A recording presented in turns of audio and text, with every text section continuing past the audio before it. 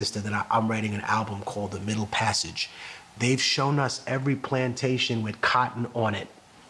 You know what plantation they've never shown us, Abby? The most prominent ones, the ones that were most profitable, the breeding plantations. Why don't you want to show us those?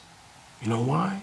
Because after the research that I did for this album, you realize that the moment that a girl menstruated, she was put in a stable where a horse would be and forcibly mated, forcibly raped by a male of the slave master's choice. And when she had children, they weren't called children, they were called a litter of pups.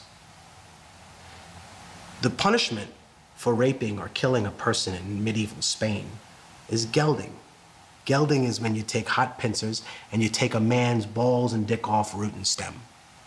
Killing a person, law of the Bible, right? Medieval Spain, super religious. You killed a man, he should be killed. Why were indigenous and black people categorized as subhuman?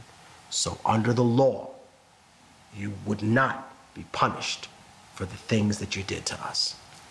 That's why. You used to be proud, right?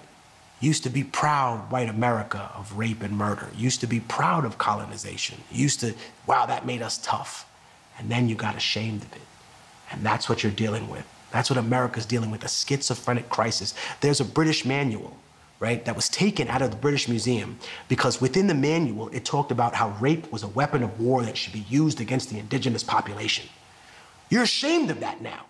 You're ashamed, right? Who was Christopher Columbus? His image has been so whitewashed, but he was trafficking little girls on an island. Who does that sound like, huh? All you right-wing defenders of Christopher Columbus and his legacy, he was trafficking 9-year-old indigenous girls on an island. Who does that remind you of, you intellectual coward? Just because liberals are dog shit doesn't mean that you shake hands with the devil.